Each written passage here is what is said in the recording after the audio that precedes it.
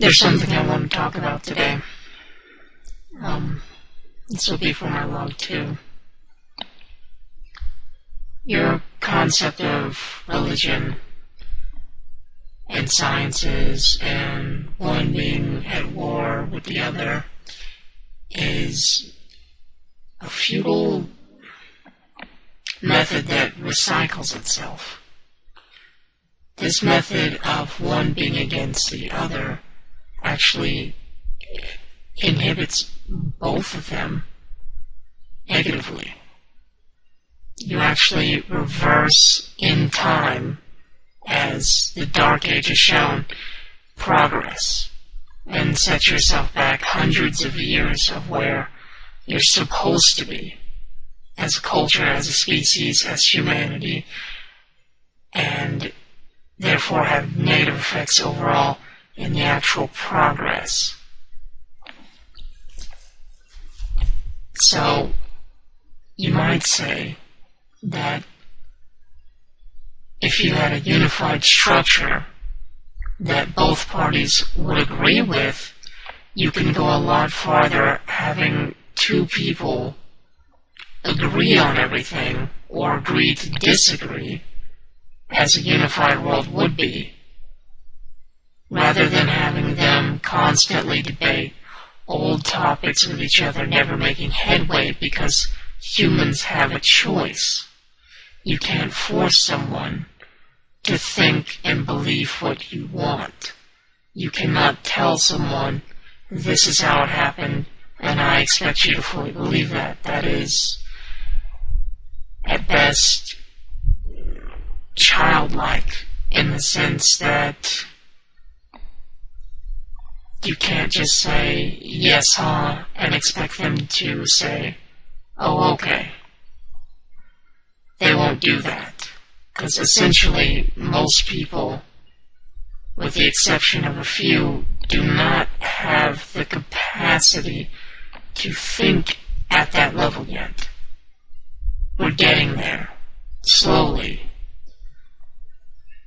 But if you are all in agreement, it would actually benefit and progress much farther. Now, there's a lot of things that were actually installed within society to let to each his own and progress. Separation of church and state, these things were installed to actually let both parties continue without causing friction between the two. That line's been blurred a lot recently. As far as religion, I think it does more harm than good. Sciences is where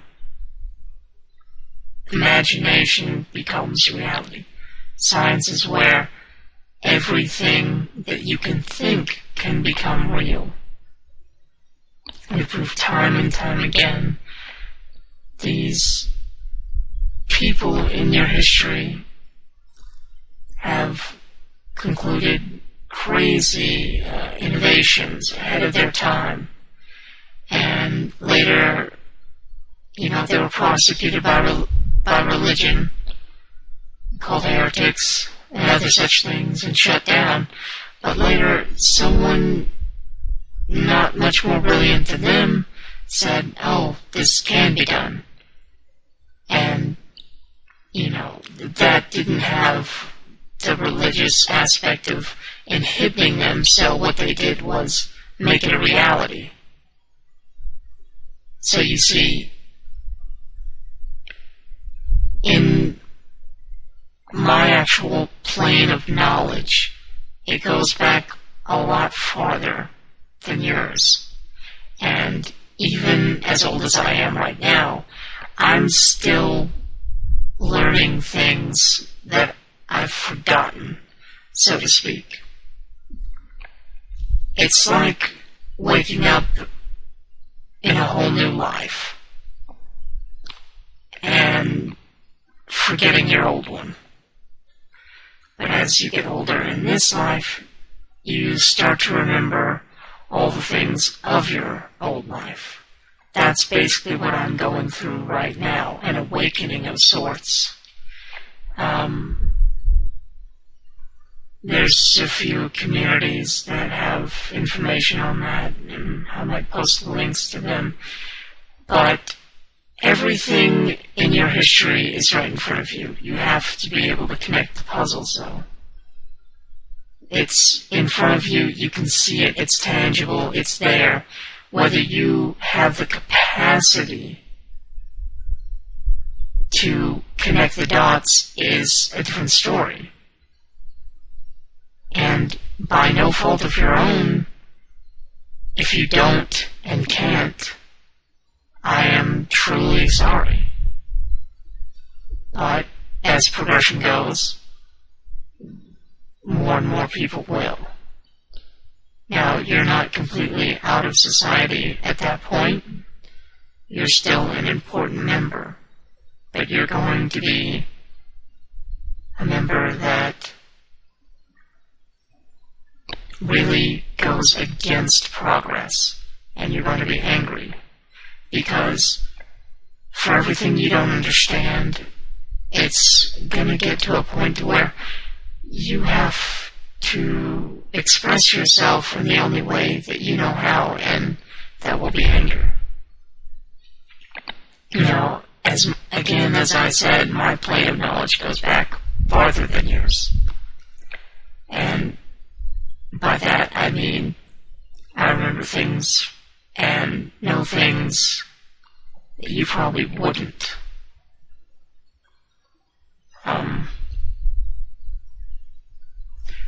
As far as your sciences and religion goes, it kind of plays hand in hand. Religion seeks to find a purpose for you. You need religion to find a purpose. You need religion to feel like you are accomplishing something. You have a very limited amount of time here. I understand that. And it's cruel. My species, or what I am, originally does not have that limitation. And after this life, I will return to that. But it's such a harsh thing. You only have so little time here.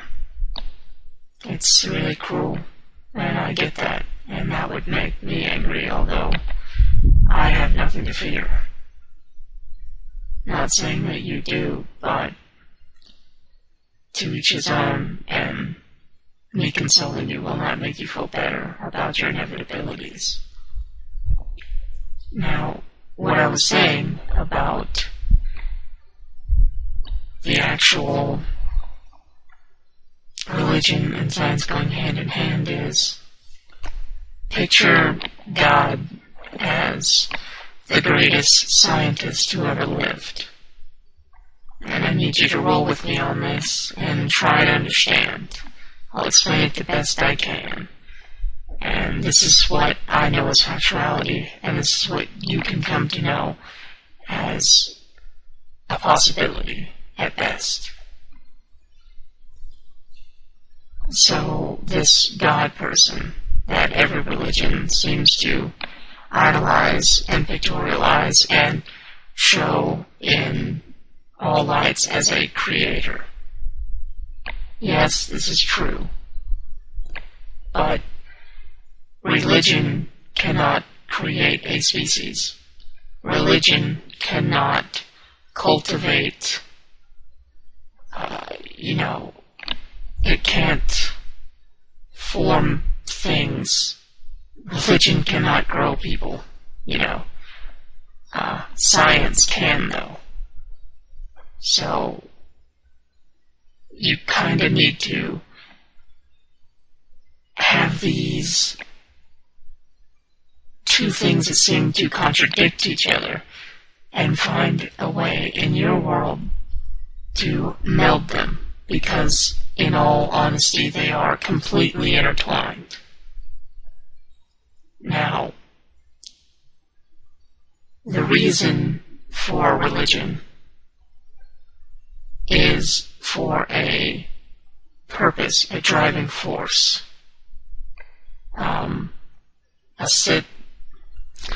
a strict set of laws and guidelines so that the human race can prosper and can elevate and keep going. Without religion in early times, I do believe your species would have extinguished itself. So I understand why religion is necessary. But as we enter an age of technology, religion is no longer necessary. We have the skills and abilities to determine right and wrong. We have the knowledge to understand simple concepts of what we should and shouldn't do. So you're going to see religion phased out. But God, this figure in religion, is also, let's picture him as the greatest scientist who has ever lived. Now they say God made man in his image.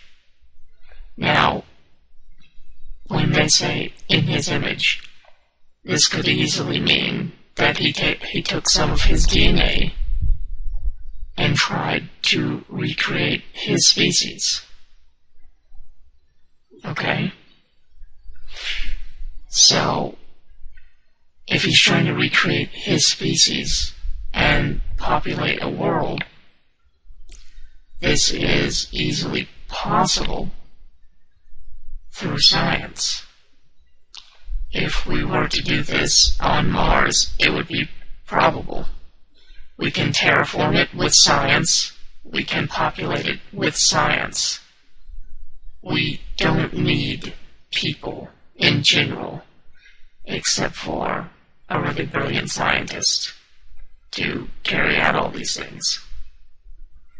So as you see, science and religion are kind of intertwined. That's one of the most basic concepts I'm going to need you to understand as we proceed. Think of him as literally the greatest scientist who ever lived. Now, that praise in religion is obviously much needed. He should be praised to an extent. But overall, he did create you, and he is real, so far as my knowledge can tell me. Although I have limited knowledge about his plane of existence, which is what you refer to as heaven. Now, mind you, all of his concepts and all of the things that you've come to know had to be explained to your ancestors in the most simple ways possible that he could even give to them. Because it's like trying to explain something to a child. You know, you can only hope that they understand. And you understand that if he did think of you as his children, and you thought of him as a father figure, you can understand how he would be a vengeful god, or a jealous god, or any of these human-like qualities that he would ascertain having been human himself, or what you call human. I'm sure there's another name for it. So if he did repopulate in this plane of existence, his species, which would probably have died out because, well,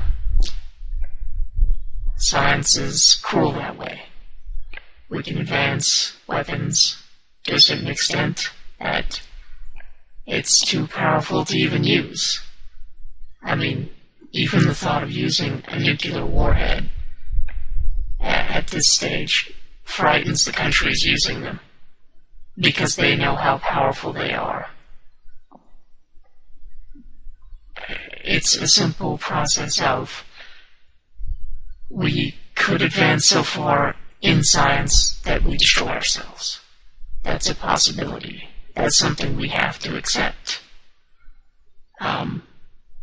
It's having the spiritual part of us and the enlightened part of us to know that we shouldn't do that, and that we should get rid of the ones who would. We should take them out of power, imprison them for being what they are. Horrible. You shouldn't let influences like that take you off the path that would allow you to grow, to be and enter an age of abundance, an age of, eventually you'll get to a point in human civilization where we will just have literally everything we need. It's going to be like that way for a few many years to come.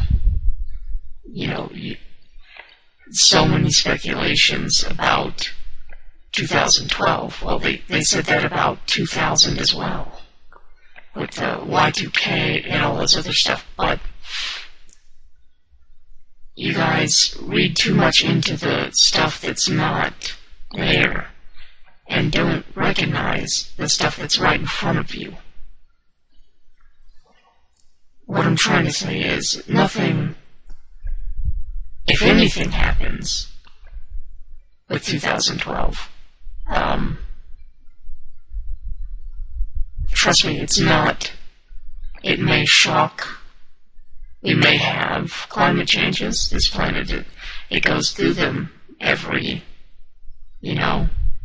so often. It's a natural occurrence. Now, to us, it might be uncomfortable, but it's a natural process. It happens. It's happened before. It'll happen again. Unless you believe the Earth is only thousands of years old, then, well, I'm not saying you're dumb. I'm saying you're uneducated. You could know more if you chose to, instead of blocking the world that's around you out and just living in your own. Now, the world has been changing for thousands of years. It's a natural occurrence. It's not something that humanity has brought upon themselves. Yes, maybe they affected it a little. I understand that we have populated this world and polluted it. Yes, but the Earth in general is, think of it as a living being. It's highly efficient.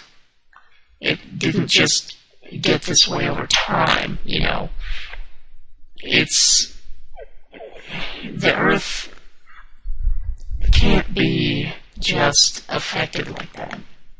And if humans wipe themselves out, the Earth might look different, the Earth might change, but eventually it's going to get back right to where it was, because too many fail-safes, too many things that would prevent it from just destroying itself because some fossil fuels were burned. All of this is just propaganda at most. I realize the research is there, and yes, it has affected, maybe we've affected the climate by a few degrees. But overall, it's been there, and it will change. We have to be able to adapt. We have to be able to use science in our favor. And like I said, eventually you'll enter that age of abundance and will become dependent on nothing. A lot of things will be free. A lot of things will allow you to live a life that you want to live. Imagine coming home to your, whatever you want to call it, mates, partner, and just being there with them and your children and having that life, going to the park. That's what you do. You live your life to the fullest. You only have it for so long on this world. And it's not fair that you're subjugated to almost slavery, competing with each other, tearing at each other, destroying what it means to be civil to one another, and all for things like money and physical possessions that, in reality, when you die, it's gone. It may pass down to someone who thinks it's valuable, but it's not. What was valuable to them was you, and now you're gone. You may have left behind what you've left behind, but in reality, what does that mean? And if you're a good person, they miss you, and they will miss you forever. You are what's irreplaceable. You are what's there and now. You are the constant. Some people are meant to be together. So be. I can't say how many people never even know their children. And, before long they're out of school and they're gone. And you don't have those quality time with them. You have a few years at best really knowing them for a short while, and then you're disconnected. Your government does this, and you allow it. I know you don't see it in your frame of mind, and it might be hard to understand and realize through your perspective, but it's there. What I tell you, what I preach, what I know is simple truths that if you have some kind of concept of the world, that you can break out of the old ways of thinking into a new way. You can see that. Now, this age of abundance, just think of solar power. Your energy is going to be free.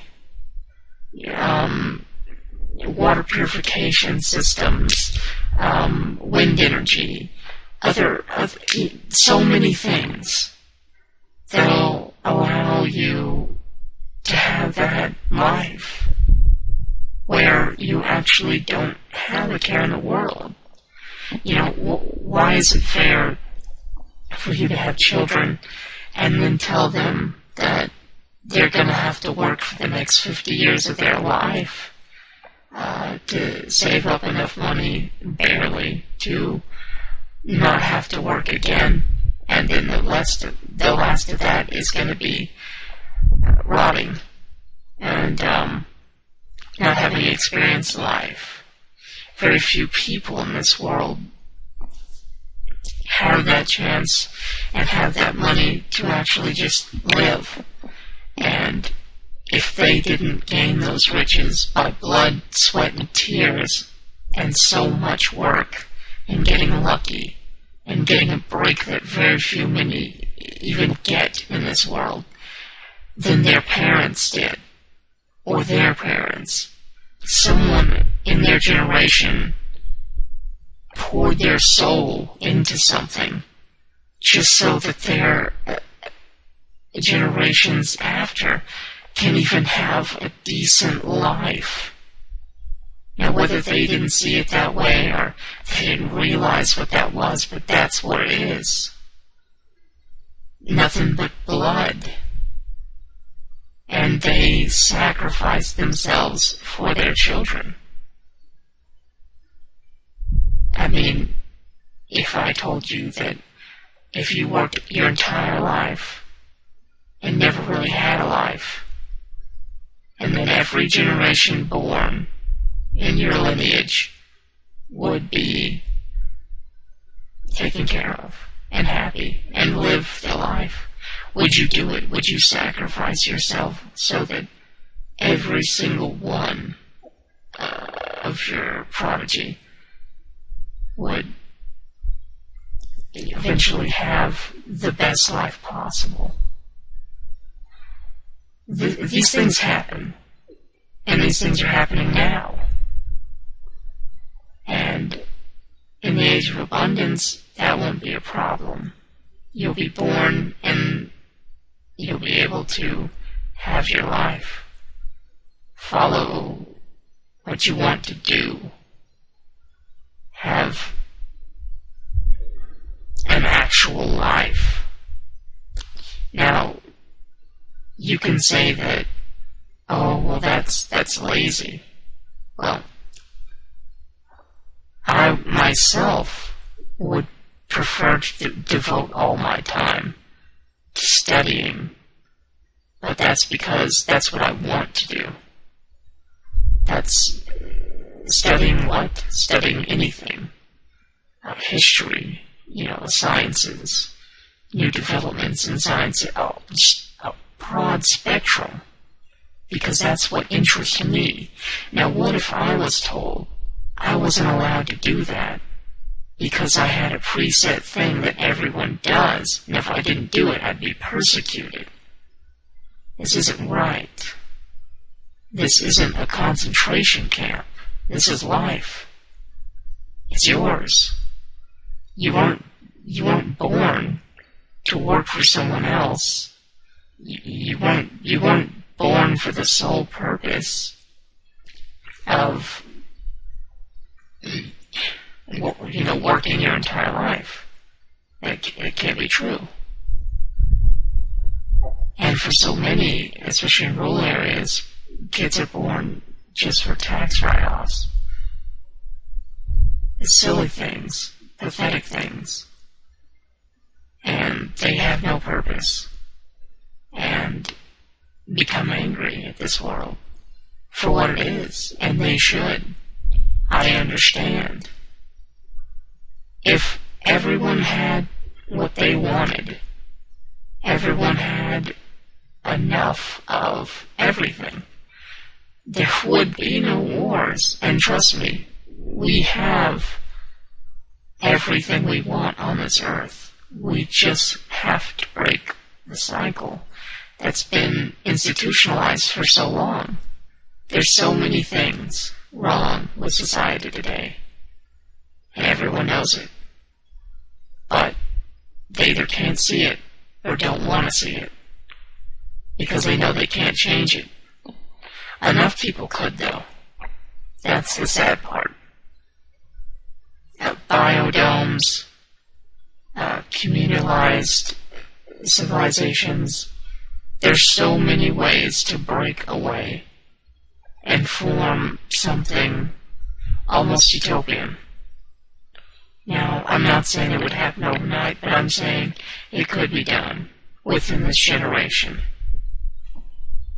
We're on the cutting edge. We're leading up to so much.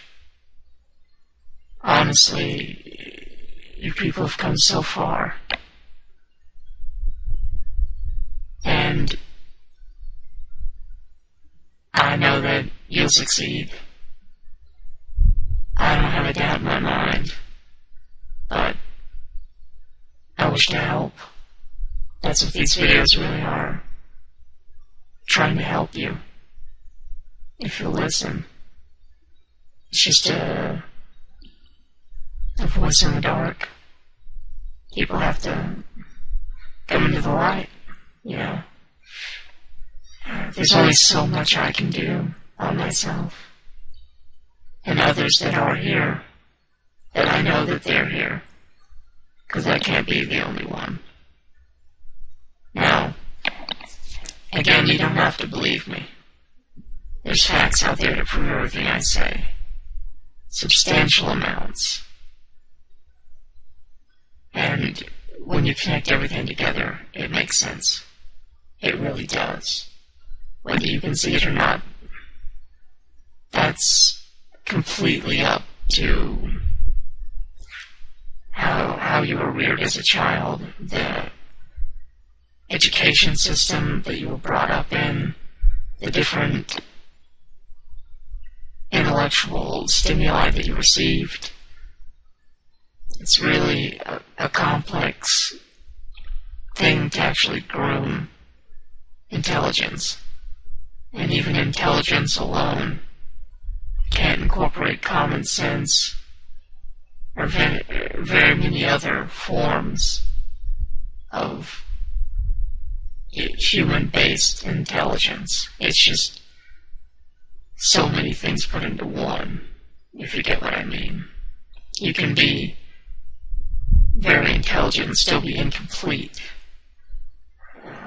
You may know a lot about one subject, but you may not understand simple social interaction or a varied other amounts of things. It's really just complex to explain that, and I'm rambling a little trying to explain it, and I shouldn't. I'm trying to keep this as simple as possible for you to understand. Now, it may feel like I'm talking down to you, but there are a few out there who will be able to breeze through this and understand.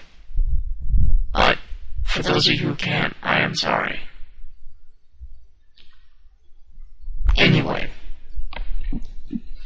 as I said before, if you think of God as the greatest scientist who ever lived, all I can hope is that, well, the one thing that really terrifies me the most is I hope that your God predated this civilization, because I can easily see another possibility which would very likely be just horrible to think about, because it would mean that it would be a closed loop and that you all do have one destiny. And the only reason that's possible is because a lot of you say and think that your lives are already written. Now, if that's true, what could happen is your God is actually from the future. Far from the future. And he came back to start humanity by means of some quantum physics, something dealing with quantum physics, wormholes, all that stuff, to actually start the human race, or correct its path. Now, if this is a possibility, what we could see here is a closed circuit in terms of everything we're doing now, everything you're doing now, is already predestined. It's already happened. And that the inevitability is he probably will be the only one left. That's what we might lead into. That scares me. because you have so much potential, so much free will, so much raw intellectualism that can't get out of where it is. And to say that you have no chance is terrible.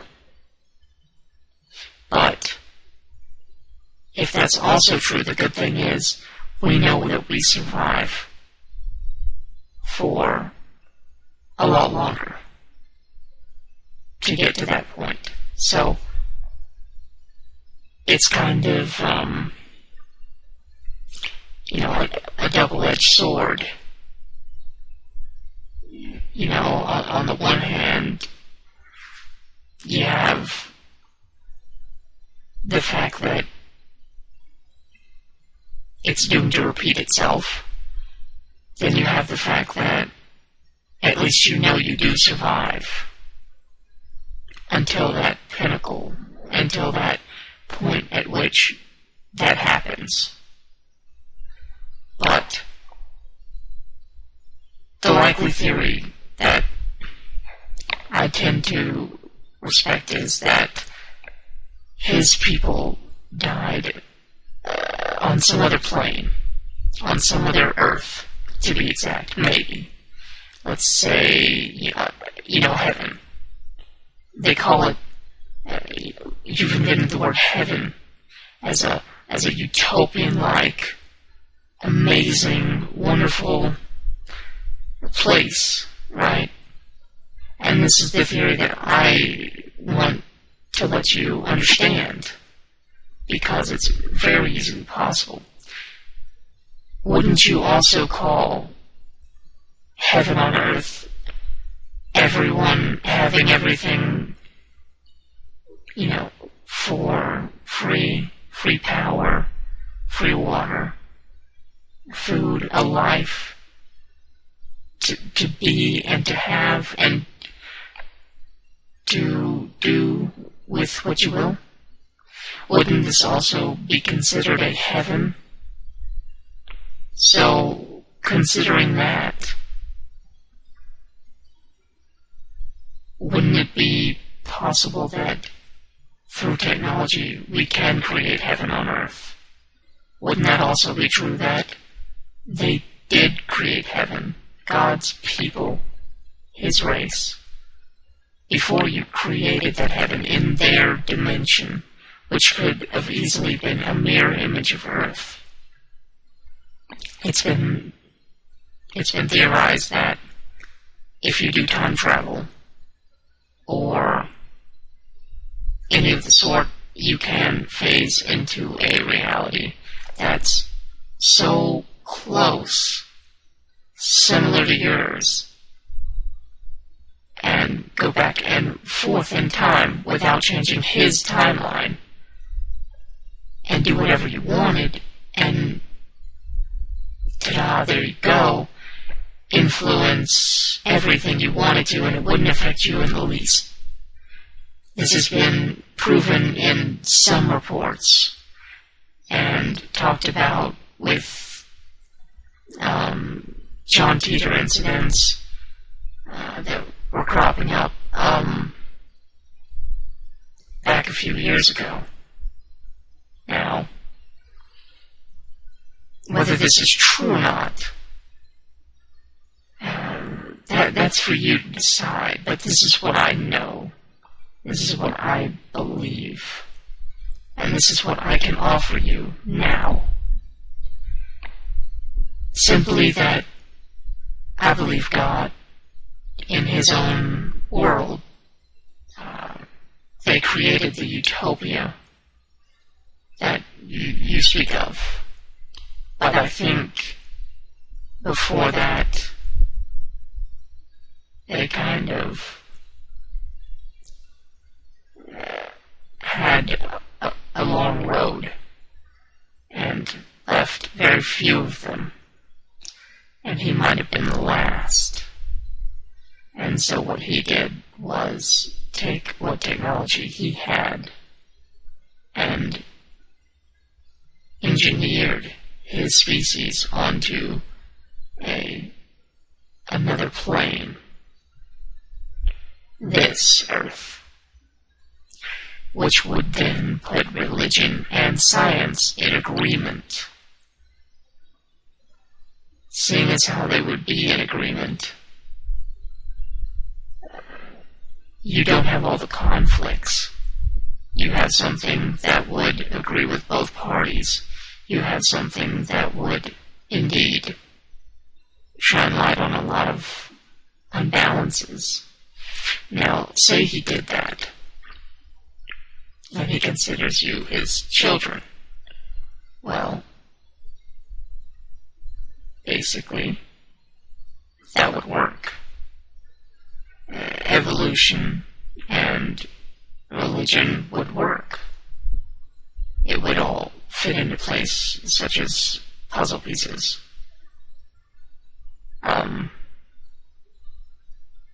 Because if he was the greatest scientist that ever was, ever, and had the sheer power and ability to do anything, this could be possible.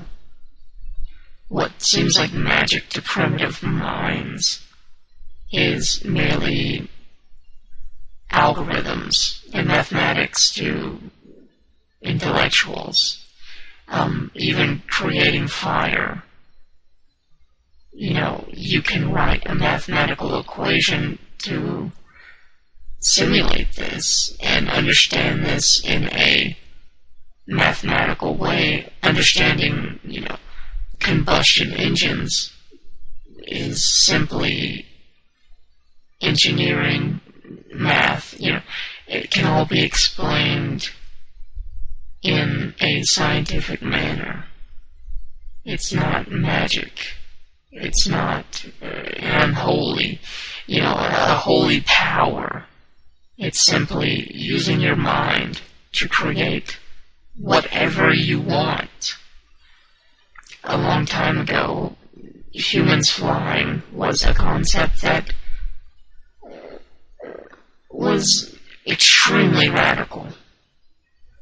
And then they just did it because two brothers decided that's what they were going to do. And so they did. They made it a reality. And while onlookers were astonished, they probably simply just looked at each other and said, yeah, we knew it could be done, and we did it. We just proved all of you wrong. We just revolutionized the world forever. Enjoy. That's what they did. That's what they thought of and made a reality. So many people can do this. So many people have the ability to do this. Just because we haven't hit that pinnacle of understanding doesn't mean it's not possible. Just because we don't understand something now does not mean that 10 years from now some beautiful mind will come into play that says, I found the missing puzzle. Why was that so hard for all these other guys?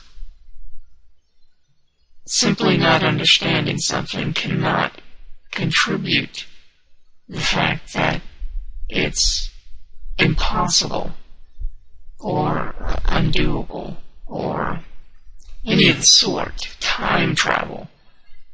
If you can think of something,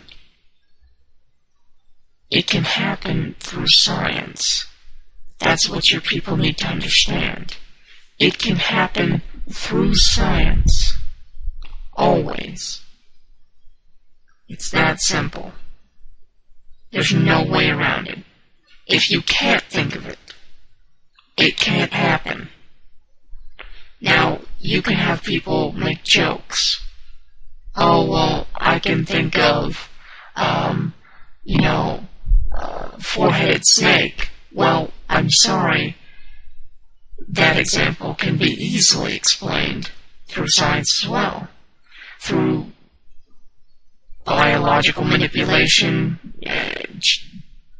gene mechanics, all these different things that we can arrive to. you can pretty much mix animals together if you wanted.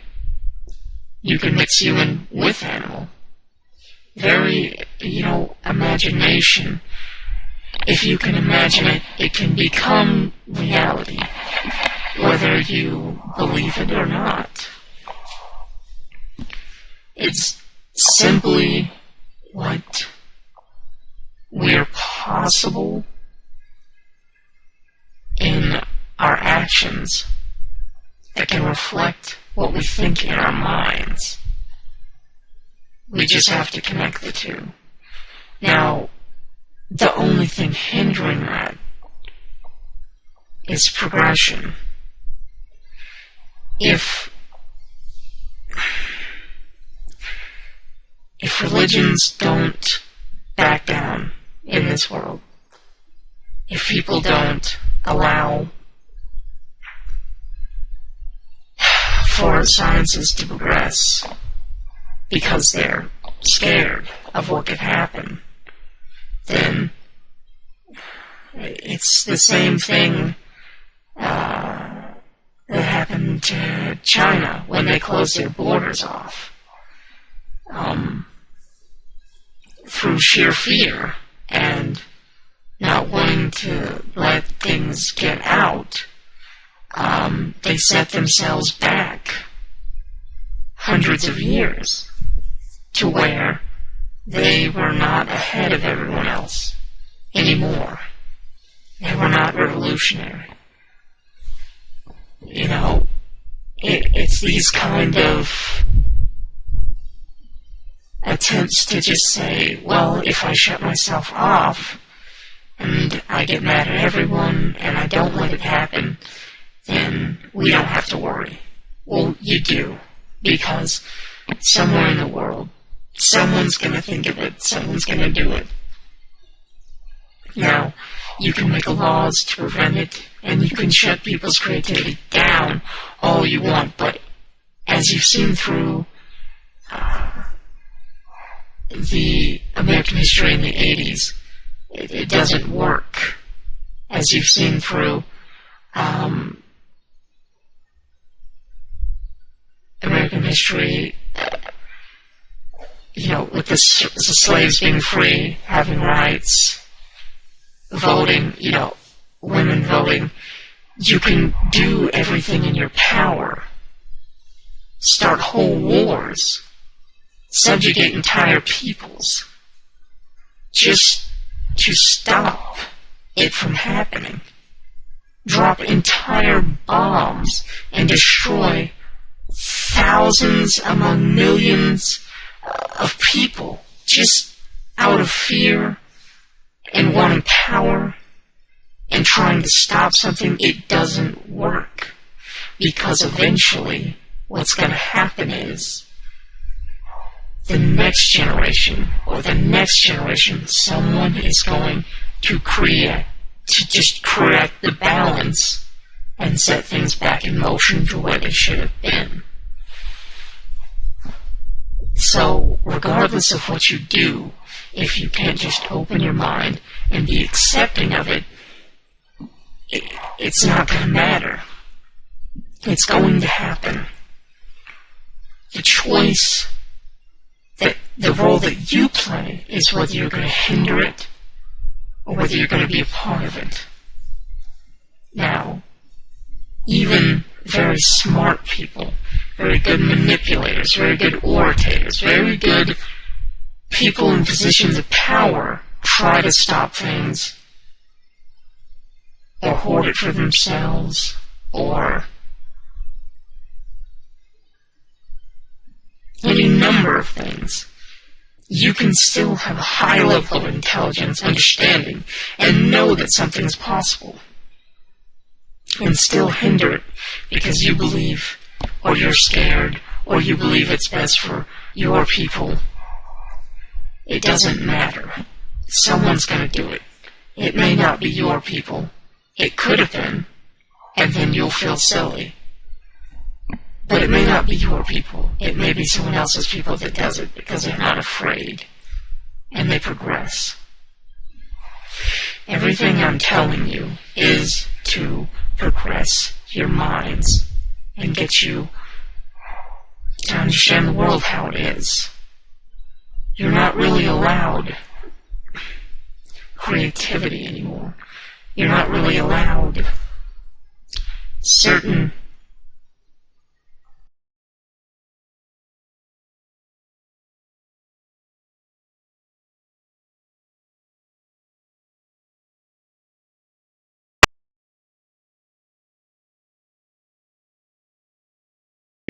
regulated labels, all these things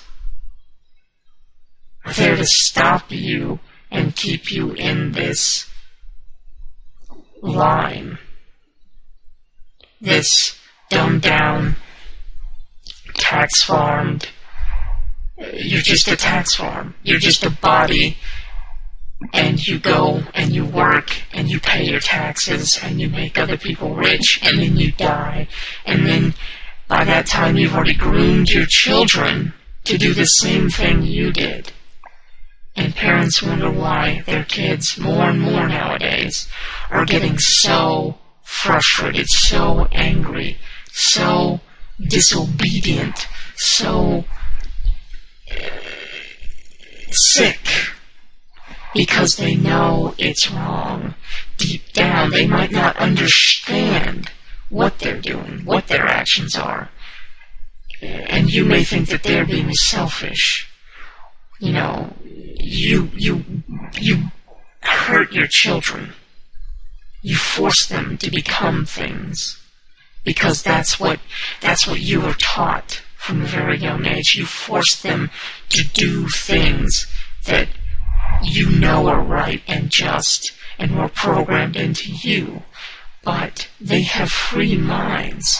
This is a dawning of information. This is a dawning of free thinking, of sciences, of progression. You cannot let your old Iron Age fundamentalism inhibit your children. Accept their choices and trust them. They will make mistakes. They're human. Do not throw them out of your lives for making mistakes. Be there for them if they know that they're wrong. If they come back and they say, hey, I was wrong, don't hurt them. Don't force them out of your lives for choices that you think are radical and strange. Because they're you. They're going to carry on. And if you don't spend time with them, love them, all that you're going to carry on, all that they're going to carry on to their children is the only thing that they knew. Hate, oppression, all the things it's going to build up. It's going to degrade them over time. It's going to get them farther away from having any normal relationship. It's going to tear them apart. Mechanically, we're not robots. You're not robots. You're living beings. You have wants. You have needs. You have a free spirit. You have choices. What is free will without having the right to make any choices your entire life? Now, understanding that they have a choice keeps them going. But I'm sorry, having just the choice of whether they're going to have something to eat in the morning, or they're going to go to school today, or are they going to do their homework or not? This isn't free will. This is the illusion of free will. Because having free will meant that they could have chose not to go to school at all. No, it's regulated, it's mandated, they're forced to do it.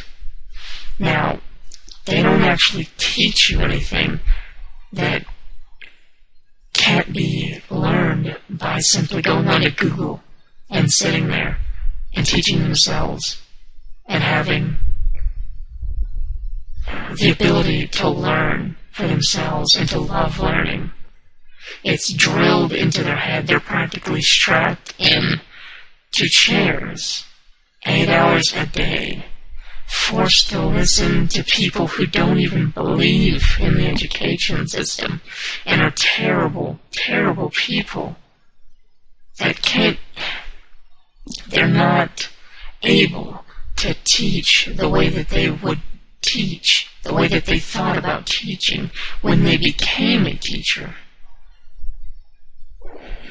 They're not able to do that. They have to be politically correct. They have to teach from a curriculum of mandated things that are books filled with edits and recopies and all these different things that break down to simple, regurgitated garbage, and it's the same thing, more or less, every year. They just add another chapter to the end of it, and they teach the same things over and over. Why? The school system can be a beneficial thing and can be consolidated into, I would say, 4 years, but they don't do that. If someone loved to learn, they would teach themselves more than anyone could. They would love to go and learn, but they don't. They're force-fed all this useless shit, and by the end of it, they don't want anything to do with it. You people treat yourselves like cattle. I realize that I'm verging on put-downs and harassment here and other things, but you treat your family as such cattle. You may think that you're not in a pen, but you are. The government has you in a pen, your house that you bought, that you have to pay off. You have a nice pen. You're allowed such little freedoms, but you can't exactly just go to Europe. Just go. And just go live there for a little while. No. You're stuck with agreements and obligations and other things, mandated, legislated. All these different things keep you in your pen, keep you working, keeping you producing children, keeping you hurting them so they flee and go hurt their children to keep them in line. It's a process of cruel, terrible things, and you all are blessed with a government and with people who tell you, no, that's normal, that's what you're supposed to do, this is what life is, this is the best we can do. No, this is not the best we can do. There's so much more to life. There's so much that you still have to give. There's so much that you're running from and hiding from, and it's there staring you in the face. Now, what I am shouldn't delude what I'm telling you, because what I'm telling you is the truth, and I want you to trust that. I may be a gym, and I may have some seated history that have yet to be revealed to you. But in time, you will come to know me. You will come to trust me. For I speak the truth. Nothing but the truth. And for all those that see the anonymous today, and all these people on the internet, and all the hate, and all the people who practically, that is their goal in life. That's their goal, is to hurt people, demoralize them, keep them in line. This Anonymous considers itself what you would think of as an entity that can't be touched, an entity that regulates itself, that has no master. But what they don't understand is they're doing exactly what years of conditioning has brought them to. If all those people on the internet right now were using all that time and energy to collaborate with each other, to talk with each other, to think of new ideas, groundbreaking solutions, they wanted to learn, they wanted to go and pursue a highly advanced career and adopt each other's way of thinking and share their beliefs with one another, instead of competing, destroying each other's willpower, forcing each other into groups, and criticizing what choices that they make on an epic proportion, where thousands of people can comment and rate and destroy your way of thinking. It's on epic proportions. Those who commit suicide are considered cowards, are considered terrible people that are selfish, and all this other stuff. That's because society wants you to believe that. But if you're listening to this and you're realizing some of the stuff I'm saying could be very well true, and you're understanding it, it's an awful world. And all you've been conditioned to believe is that it doesn't matter. It's that it's going to be okay. That this is the best we can do. Don't worry about it. It'll be fine. It won't. It just won't. You may have been conditioned to believe this, and you may accept it, and you may live by it. There's nothing wrong with living by that. But at least consider other options and know that they are out there.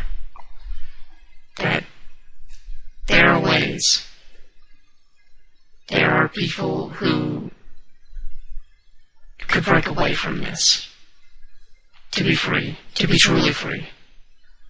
Not some branded, marketed freedom, but a true freedom. Freedom from social responsibility. Freedom from all this oppression and hate, where one person can't make any choice without literally fearing for their life that other people won't judge them.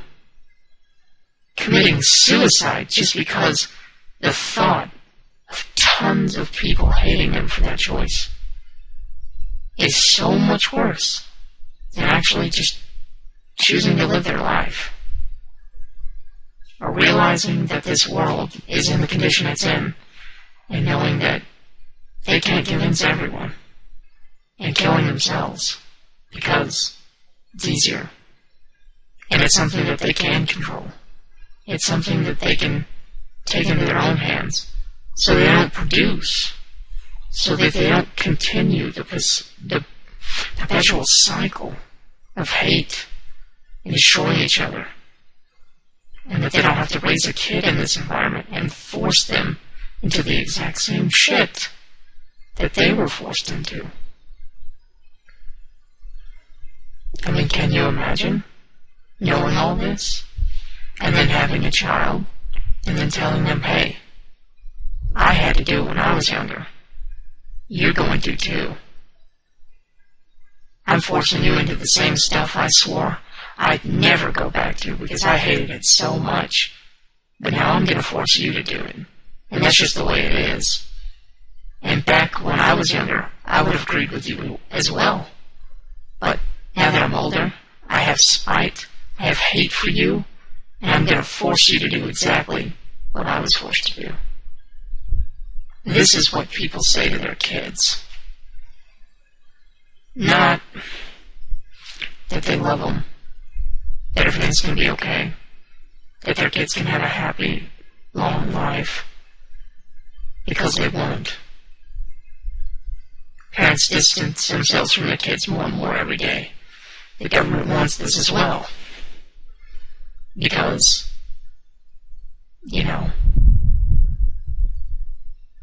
it's easier to lie to someone from afar, I guess. It's easy to pretend.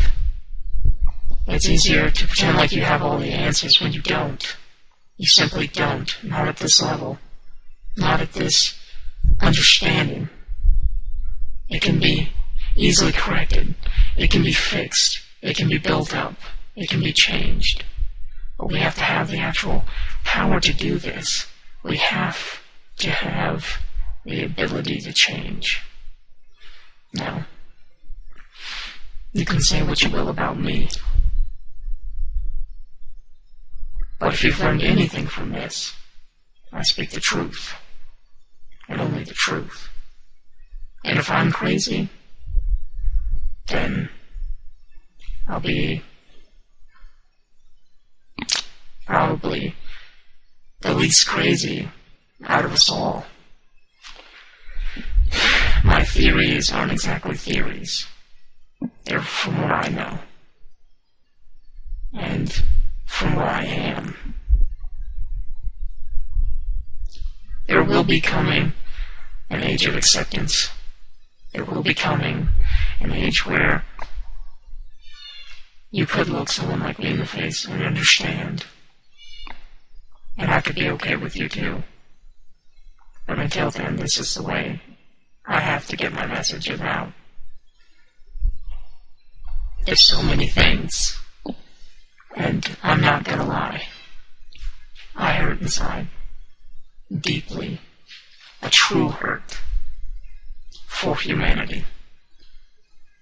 And I'm not gonna lie either. I hate humanity. For what it's doing to itself. For what they become. For what they do to others. It's simply not right. I hate it so much. I hate what I am. Because I know without you, there is no me. If that makes sense. Being reincarnated here. Being reincarnated onto this plane as one of you. Again, without you, there is no me. Simple. So now I am one of you, and I've had the privilege to live this life. I've had the privilege to walk in your shoes.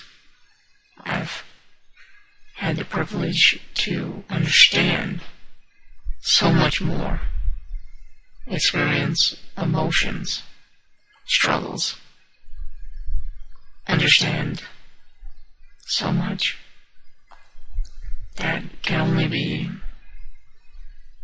dreamt of.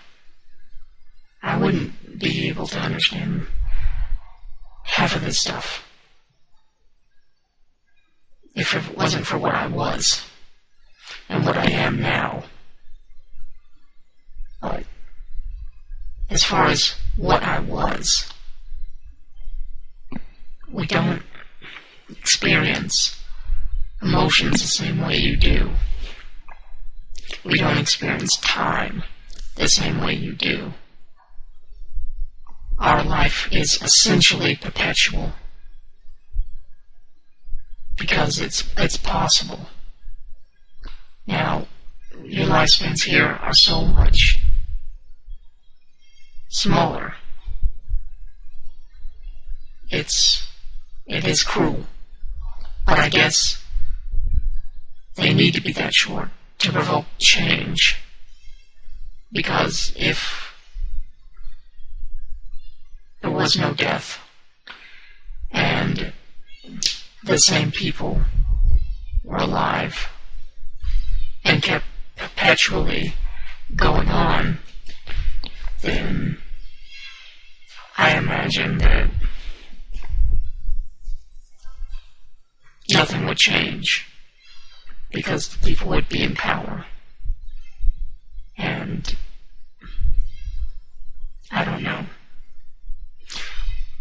I'm thinking about it as I'm talking, and it just seems like it's cruel but necessary. But my species, if you want to say, from the very limited knowledge that you know, we can interact on this plane, and we have before.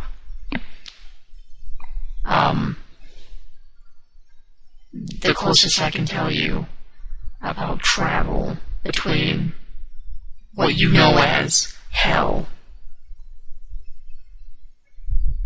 which is technically more of a different dimension again altogether. The same as heaven is a different dimension. And then yours is another dimension. So 3 different dimensions. Hell is a plane accessed by what you've so far learned as what a Einstein-Rosenberg bridge is. And it's accessed by that. You're not too far off from discovering a lot and making a lot of monumentous achievements. But it seems like you've recoiled these past 20 years. Just a little. In fear. And your government suppresses it as well. But that's how you would access other planes. Now, your God's technology is much more advanced. He doesn't exactly need these bridges in general.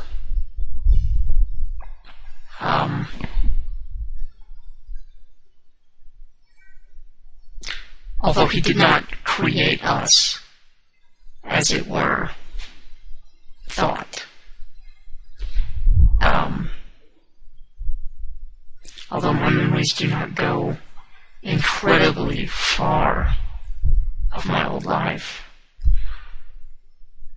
I know that he did visit our dimension and interacted with it in some way.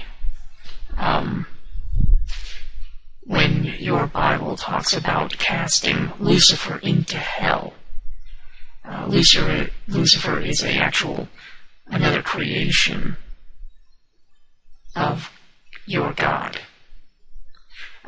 What God would confirm is a failed attempt, much more of the sorts of helpers or bodyguards. They're not fully adept at a lot of emotions, just as we weren't. We are incomplete, you might say. And being a scientist, you don't love your prototype. You love the final result. You love getting to the end result. You know, evolving from a small amoeba into something such as a mouse. You know, going from that evolutionary strain, you would love the mouse. You would not look at the amoeba with amazement. You would look at it in, you know, in agreement that, okay, I understand that. But isn't that amazing, the end result? Pretend that you are God's greatest achievement.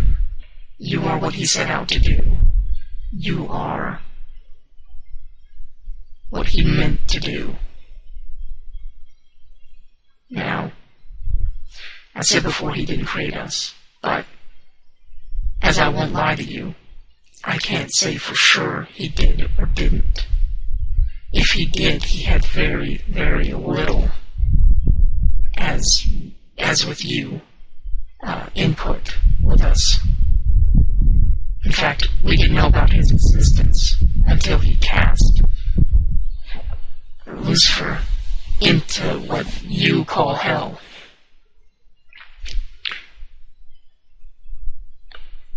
So, considering that,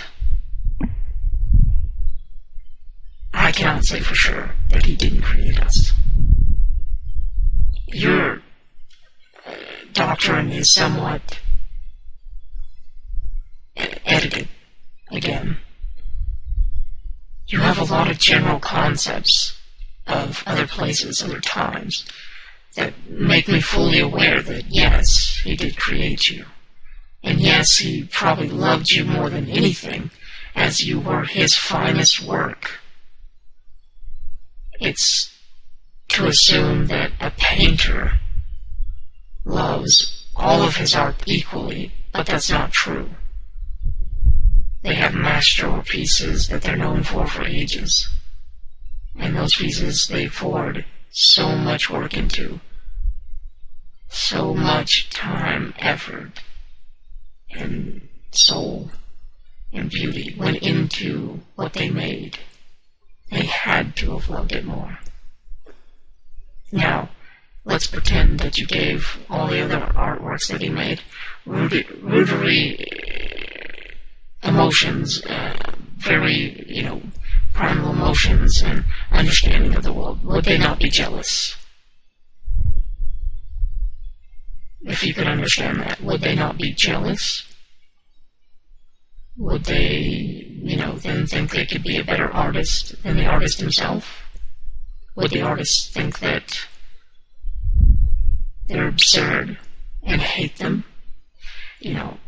God, your God, exhibits simple human emotions, which drives him, which can be attributed to why some scientists believe that the religion is just made up because, well, why would such an advanced being have such emotions? Why would they feel like that? Why would they be like that? Well, it goes to show you that maybe even God has emotions, feelings.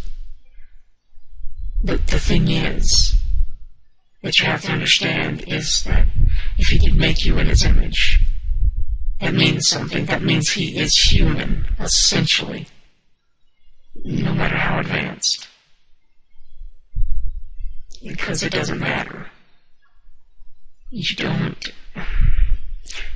As humanity grows, yes, you have seen a loss in humanity at times, but then there have been grace periods where you've seen such growth, such revival in humanity, and made you think that, hey, maybe all that terrible stuff that's happened was okay just to achieve what you've achieved now. Made you say, wow, I'm glad that they exist. Just to witness this, just so that this person was born. Because look at what they did.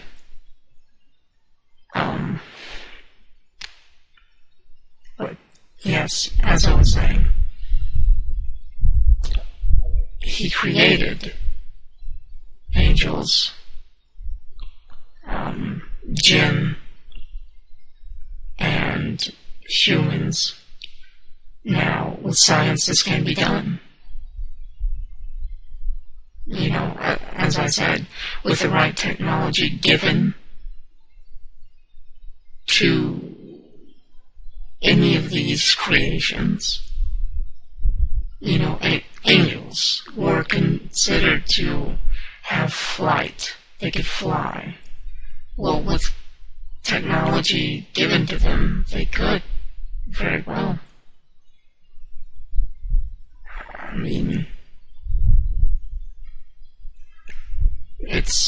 possible.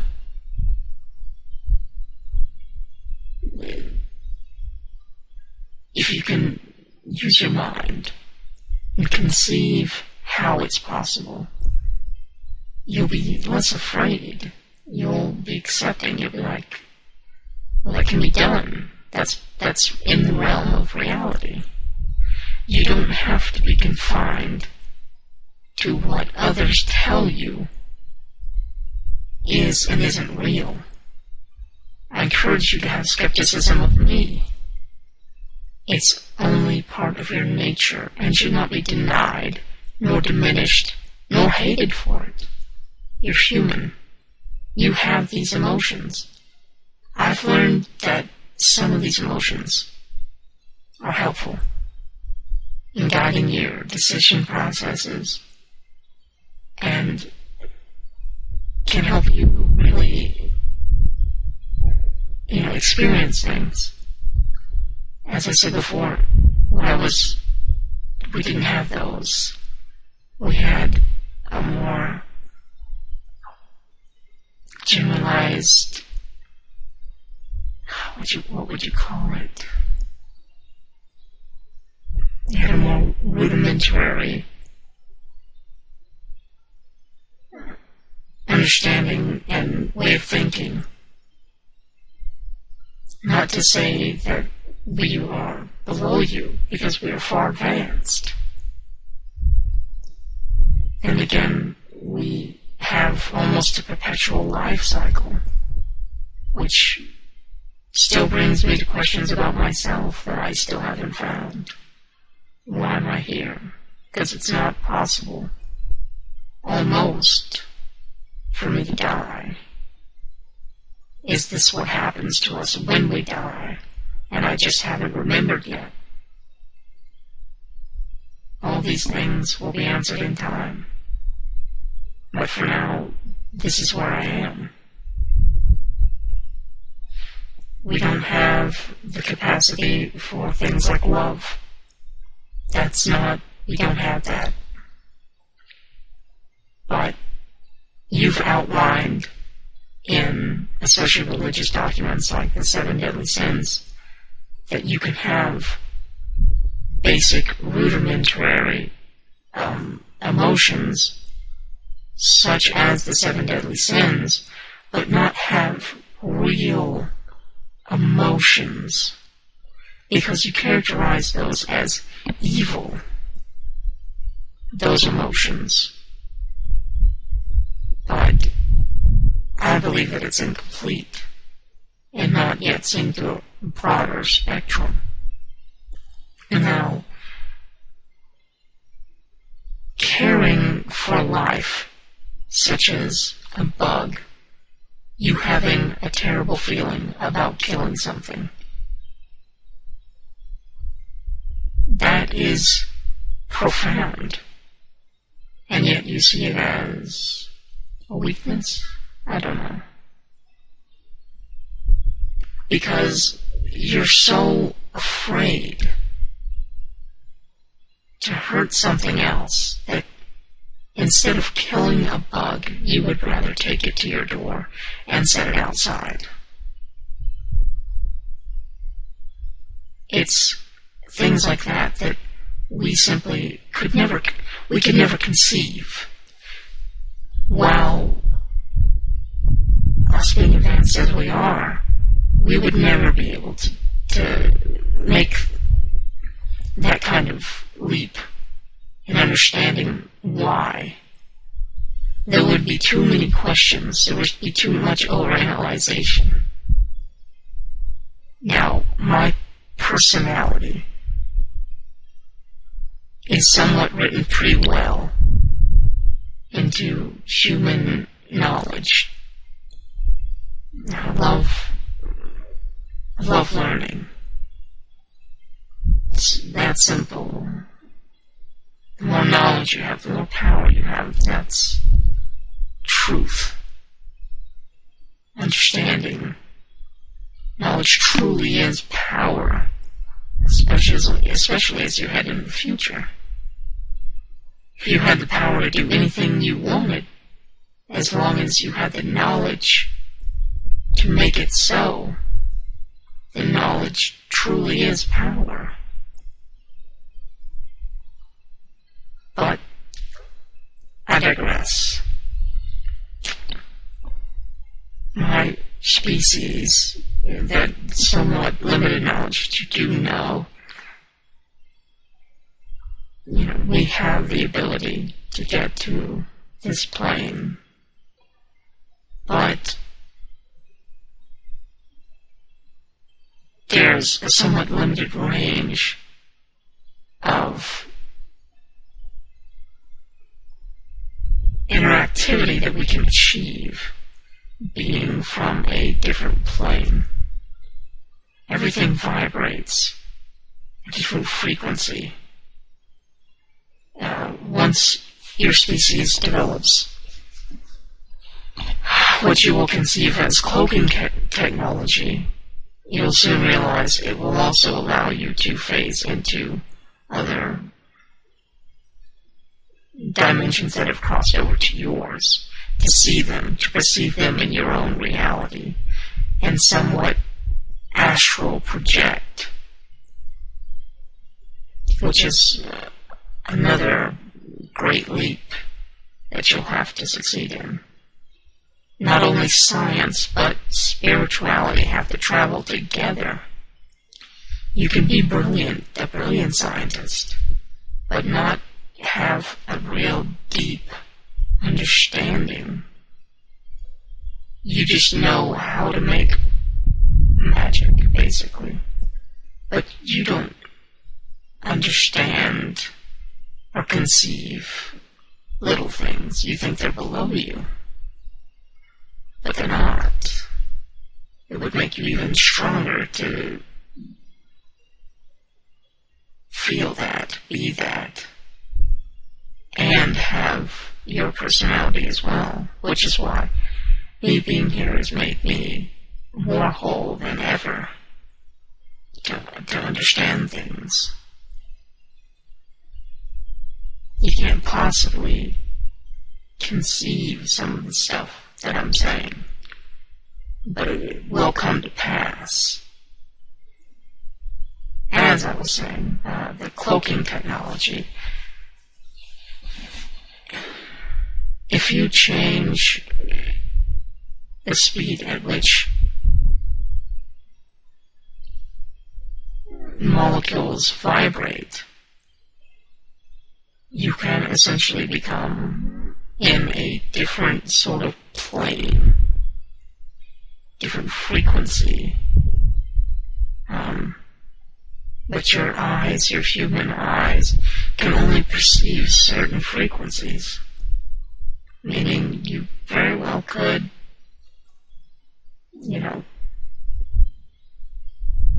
become invisible to others. But again, this is when you say in your theology that God is everywhere. You just can't see him. Well, when you take that and you look at that more closely, yes, you probably can't. He probably operates in a different field of view, a different dimensional frequency, as you'll come to know, which he should have the technology to make himself known. But if he doesn't want to, then no, he's sort of like invisible to you, and he would know the frequencies that he would be able to travel without being seen. It's simple things that you'll come to understand. Now, it may seem radical, it may seem crazy, but if you truly believe that you learn history to not repeat the past, then you already know that those crazy people such as Galileo, Newton, yeah, they were considered crazy. They were considered either crazy or geniuses.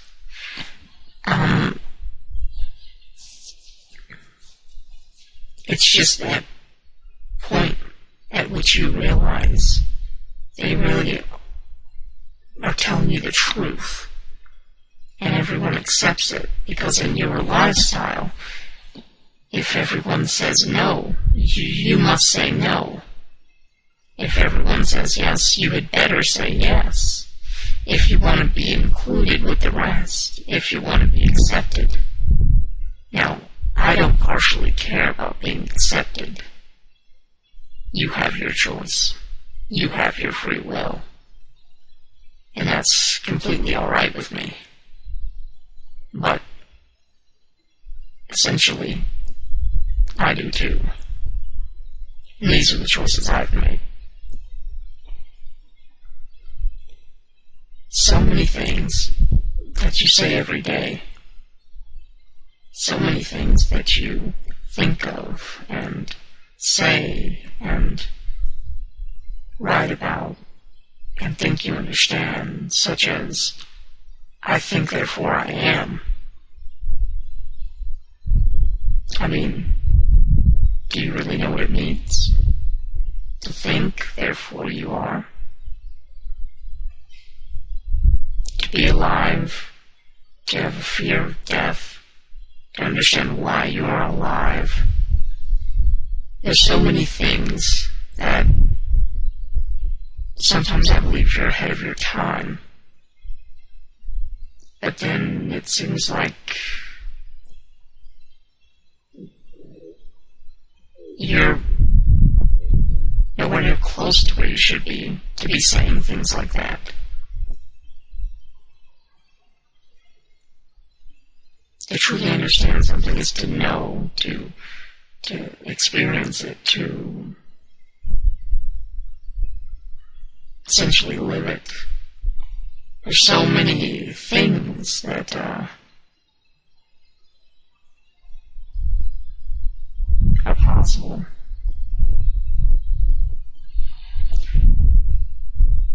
Now, your history essentially has been leading up to a pinnacle. This pinnacle is going to be what's considered to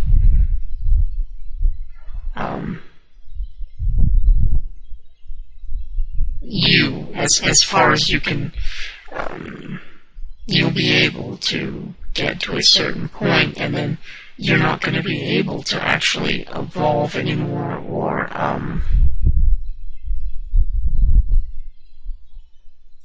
you can't get better than perfect, is what I'm trying to say.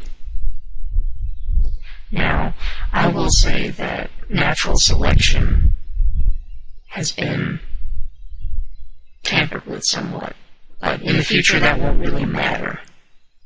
I think you've let your population stagnate a little too long without developing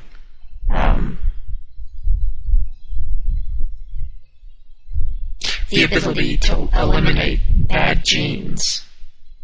Your population, and this is a very real thing that you need to worry about and you need to think about, is gene stagnation. If it's true that all humans are actually related, which you are on some level all related, considering that you're the same species, so really you are unified as a species, because you're put into a phylum and all this other stuff, and you are a species, you are brothers, you are sisters.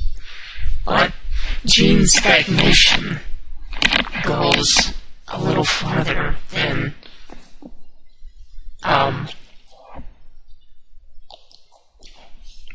what you're used to hearing about, that you're not concerned with. But picture more and more births suffering gene stagnation, which will be a problem, I'm assuming, in the next 500, 1,000 years, maybe. I'm not clear on that number. But picture infertility rising at a ridiculous rate. Picture people simply not being able to have healthy children. This is because every human is unique. But, is it possible to keep having unique humans? That gene, that helix has never been used before in that particular order? Usually with most of your animals, if you go back in your history, because this is proof setting up for what I'm talking about, they can only get to a certain pinnacle before their population naturally goes into extinction. Now, you might say that different climates helped and that different natural disasters helped, but the overall thing is they couldn't adapt because they can't evolve anymore, because that's just the gene life. It's just as far as it goes. But if you develop nanotechnology and you develop other technologies to eliminate these bad genes, you could quite possibly prevent gene stagnation or not have to worry about it as much. I think cloning may actually increase gene stagnation within your populations. It's just that your populations just, especially in cities, grow so dense, and so many cultures mix and mix and mix. It just seems like when you get to a point where you have a race, and this will be for, again, a few thousand, maybe even 5,000 years from now, when you have a race that is every race essentially mixed together, because it's just inevitable that will happen. People have certain attractions to certain people, and that's said that is within their DNA now, as you understand with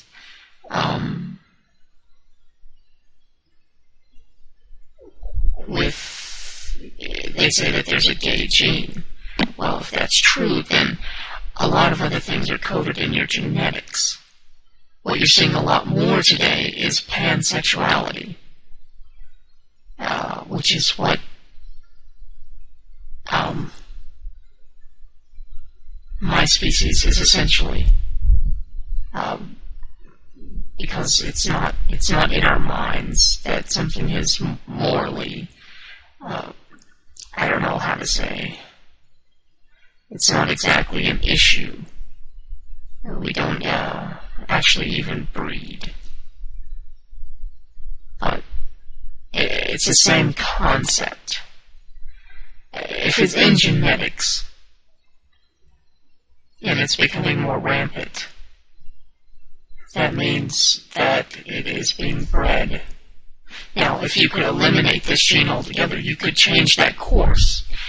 Natural selection has already been affected so much by your science that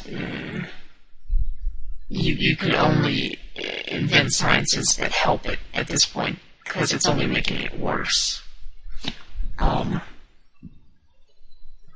Whereas normally someone with nearsightedness would die in a normal setting, would be a hindrance. You have all these things now that'll just prevent that. But what it won't do is get rid of the gene.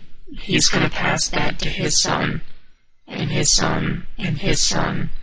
And, that just generally, through genes, they will pass that trait. Now, you may fix it on a physical level, but you're not going to fix it on a molecular, you're not going to fix your genes. It's still going to be a problem.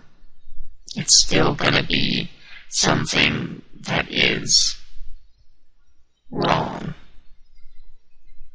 Now, I don't declare my species as perfect, but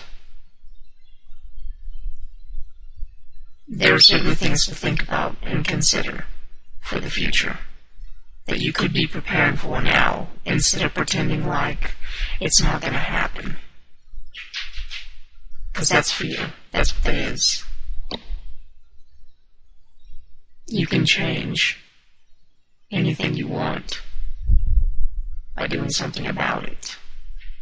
It's one thing I want to get through to you. Another thing about gene stagnation.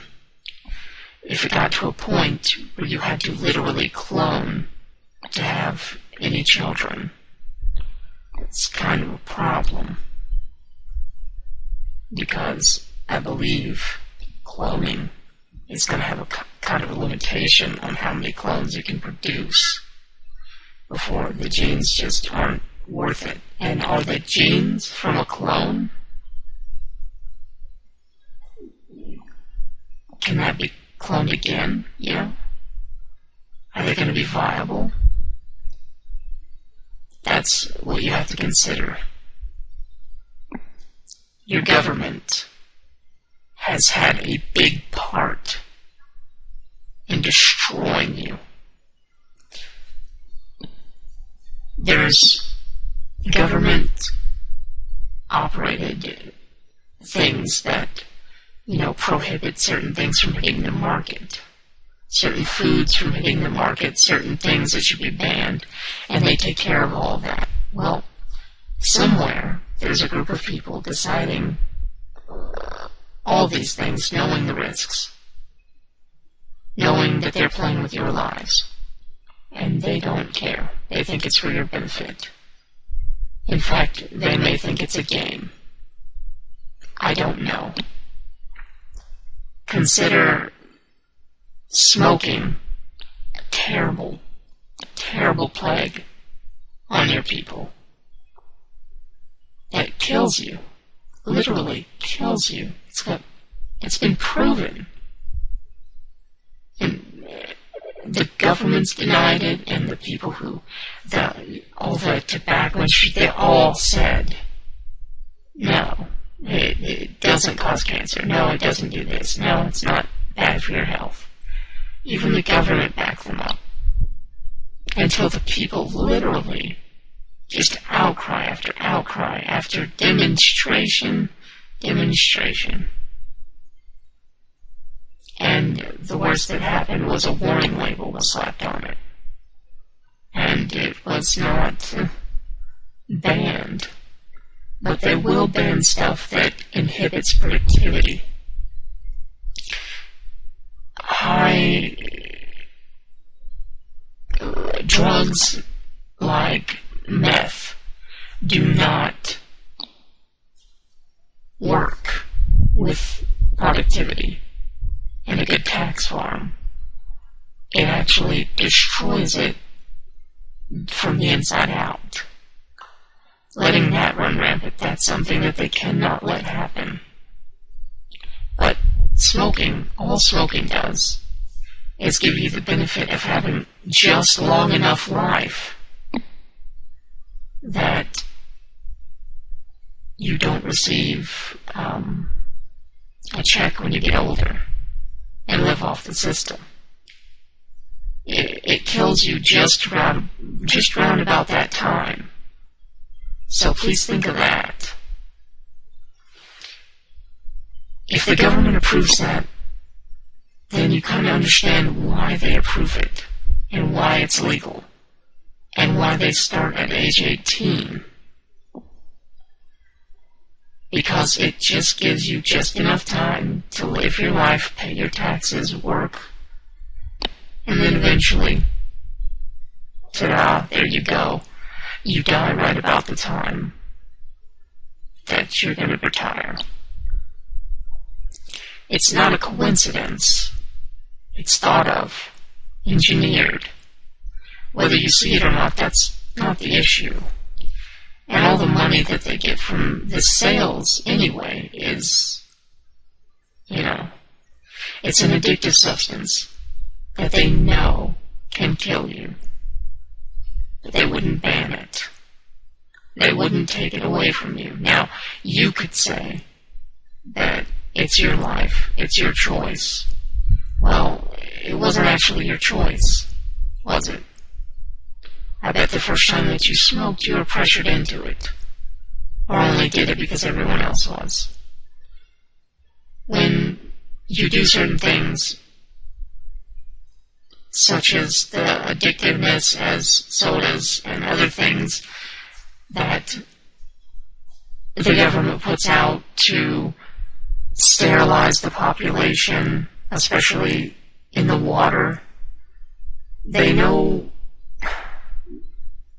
that you need it. They know that you will need it.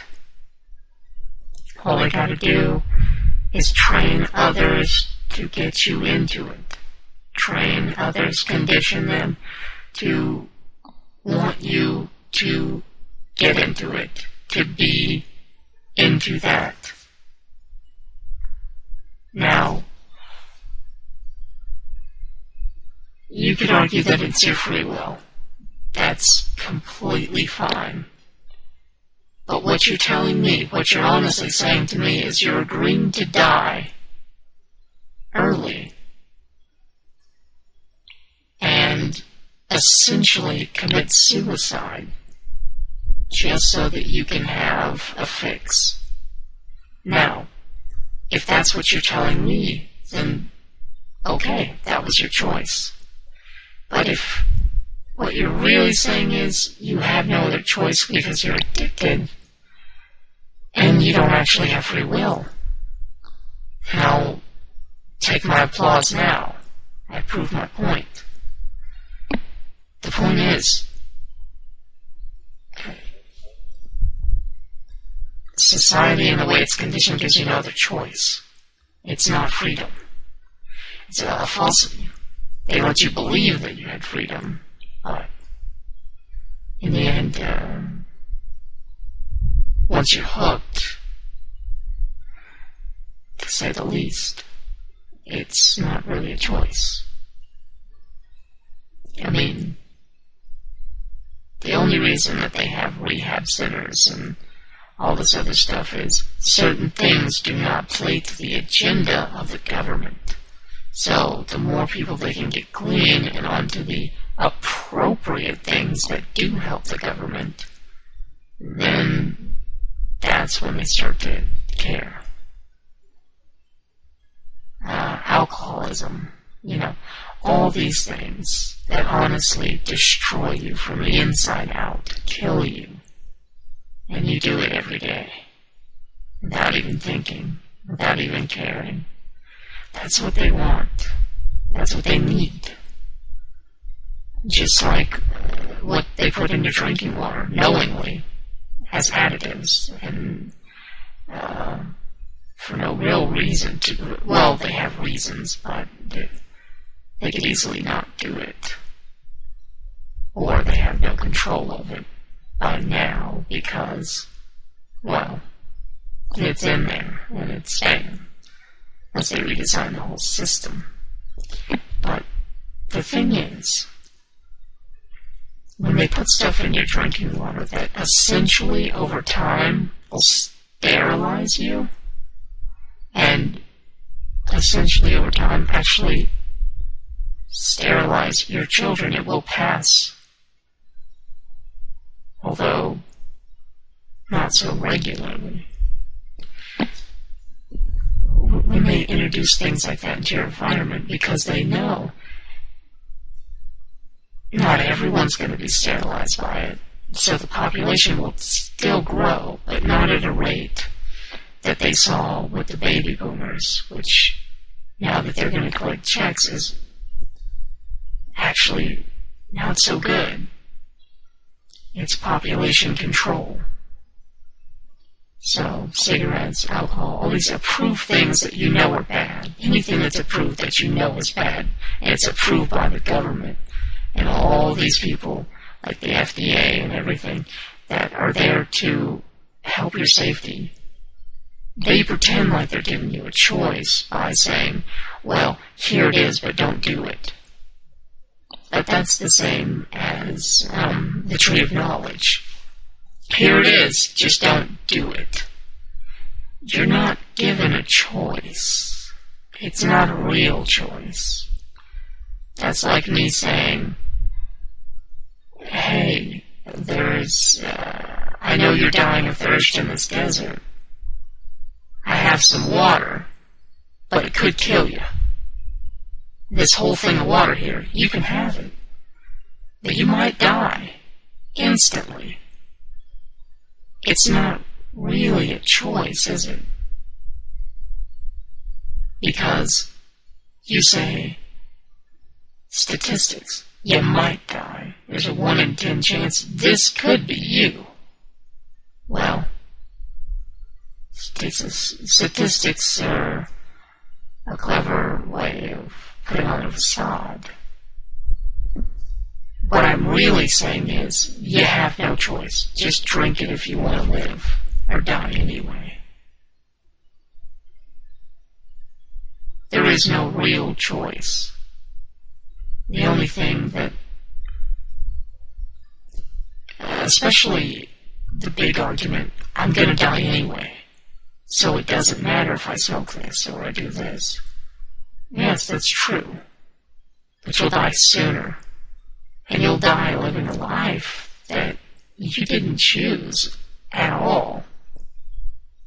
To say that you choose to smoke is not a reality, in a sense that you need to smoke. That the last bit of money that you had, you'd rather spend on, alcohol or cigarettes rather than something to eat.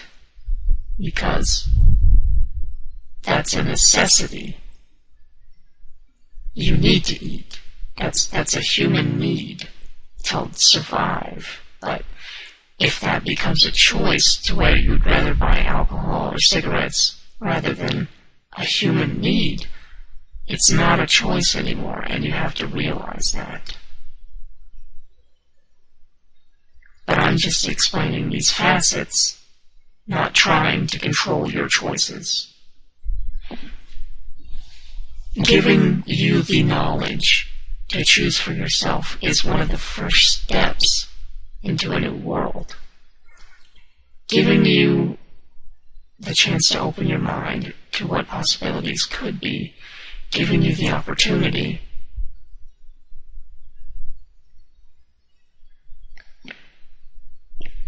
teach a man to reason, and he'll think for a lifetime.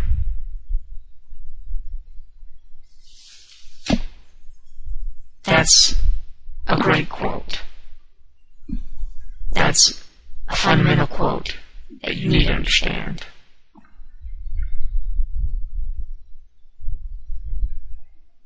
Because should you teach a man to reason, he will think for a lifetime. I mean, just analyze that. If I give you the ability to make connections and see beyond what you're told, then essentially you should be able to, from then on, almost think like me, almost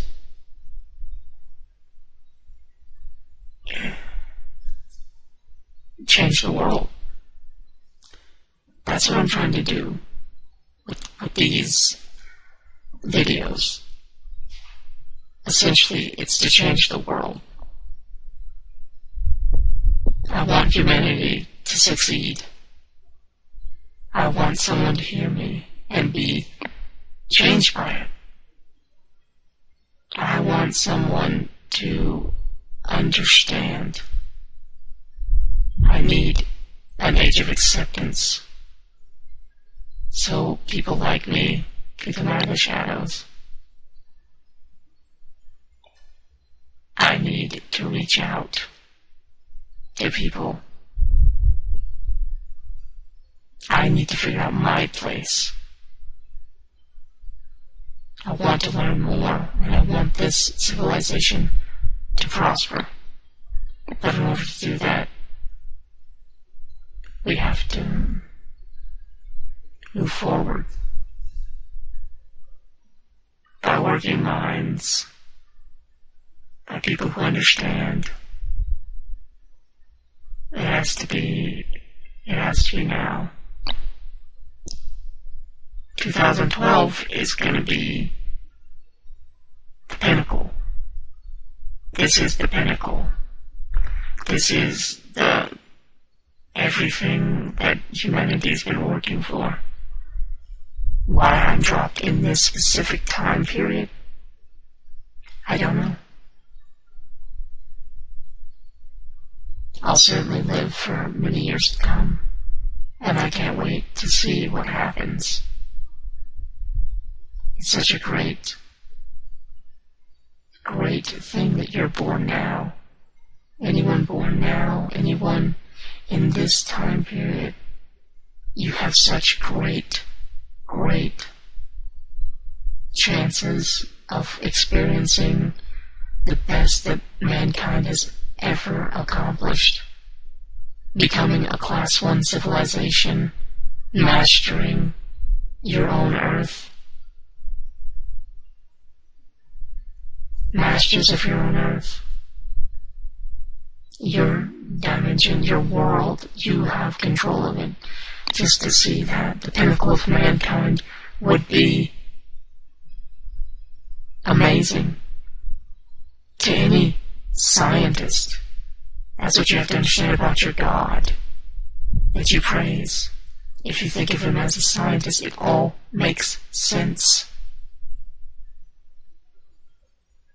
To see something that you created advance to something so wonderful, would that not be the most fulfilling thing that you could ever accomplish? Wouldn't it be amazing?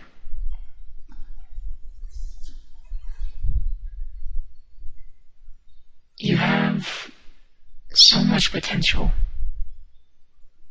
And I know that you've heard that more than once in your life. But humanity really does have potential.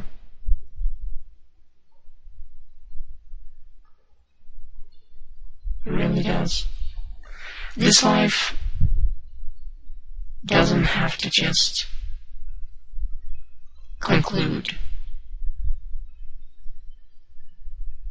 If you really look around you and see all the advances that have become in just a few years, this is what you've been leading up to. The pinnacle of your evolutionary stage. What a Class 1 civilization is when you conquer everything about your planet. There's still unexplored parts of this world. We haven't even explored this entire planet. People they can't even fathom. That's what's funny. Parts of this world are still unexplored, species still undiscovered. So many things not even done yet. And you've been here how long? Just 300 years ago, you were discovering new countries. I mean, can you picture that? Do you understand? You're so young. You have so much potential as a species. You have so much. And you can come through it with vigor and excellence and brilliance and all the perfect idealized utopian lifestyles. Now obviously, utopian is mythical, and it cannot be accomplished.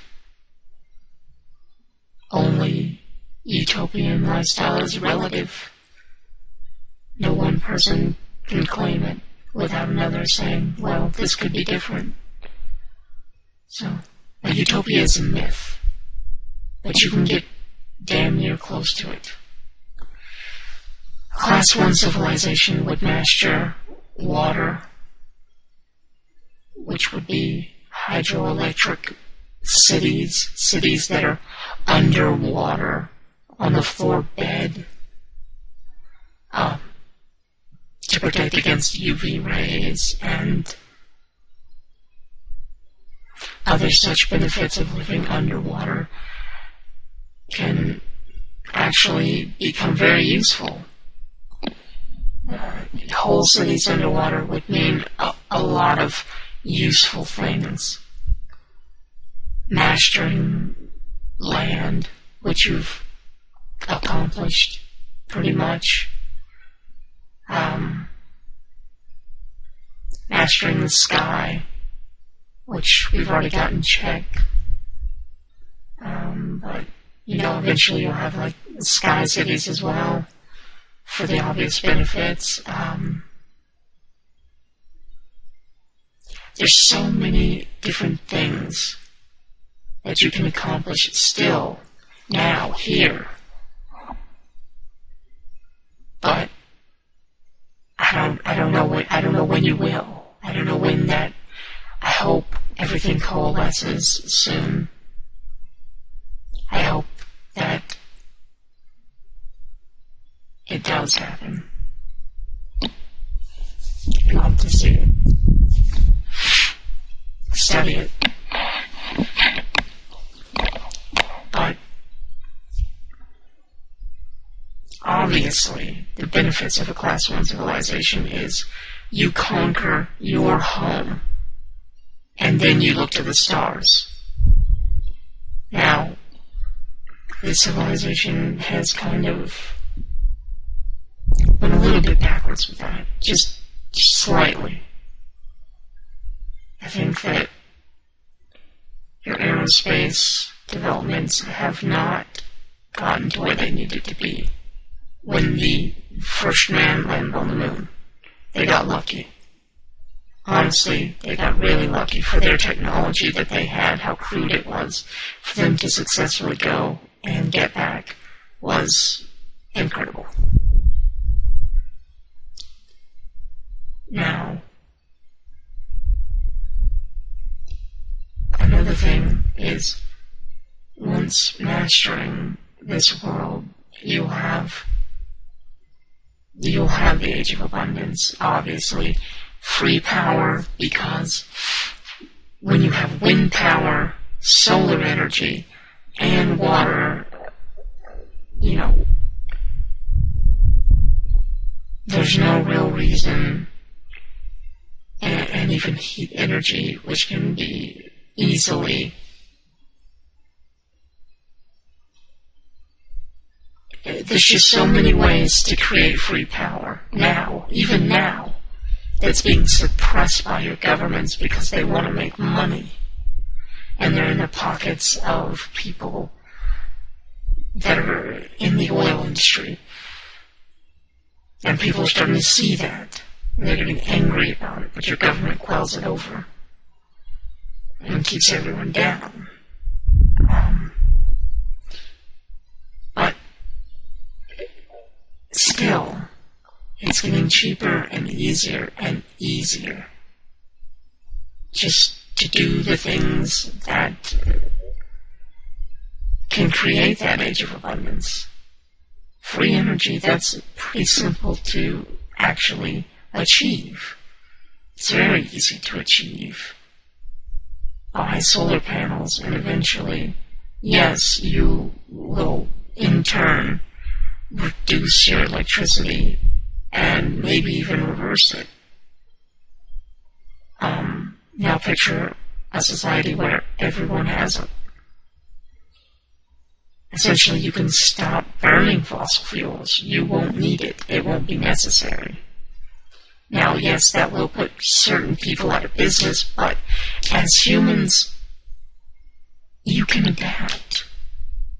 But you've driven yourselves into these confined lifestyles where you spend your life perfecting one trade, and if that doesn't work out, you're basically screwed, and you just drive yourself into this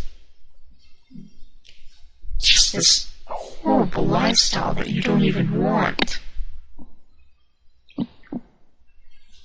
Which is why, when the age of abundance comes, I really think that's where it's going to shift to, is you really won't need a job, necessarily. And I think that people need to learn how to delve into socialism, but not the type of crude socialism that tyrants, dictators, and, tyrannical governments would have you believe. That's not the type of end result that you should have. There are some key points of socialism that can boost your lifestyle. Like, what if the government each year gave you an allowance just for living in their country? I mean, you do so much for them. You make them ridiculously rich, and what do? They spend all of that money driving themselves into debt. Oh, I mean, for what? For what? If they can have negative money that's larger than the entire world capacity, then why are you working for them? If it hasn't improved, and it's just getting worse, and they can just wipe away their own debt and pretend like it doesn't exist and keep borrowing, why can't you? The point is, they're putting themselves in the position that they're in. They're making their own grave, and they will lie in it, because that's their choice. That's what they chose.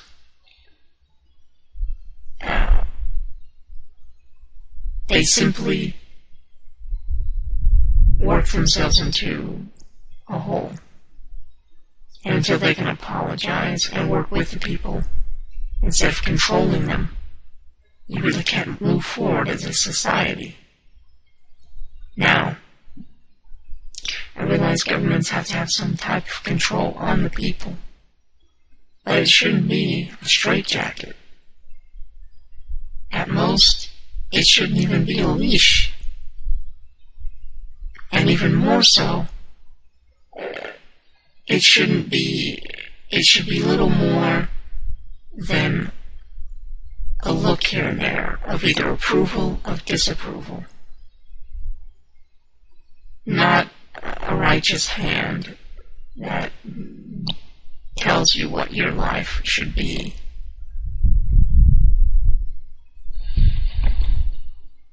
Now, honestly, things are getting bad, and they may get worse before they get better, but if these videos are being watched by anyone at all, that can understand my concepts and hear me out regardless of the general species bias and the general me being what I am, I can see past that to the important things. You'll understand that what I speak is the truth.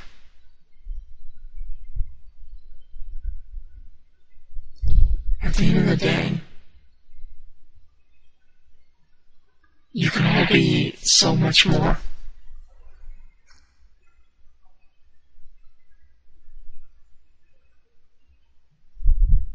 Thank you for listening.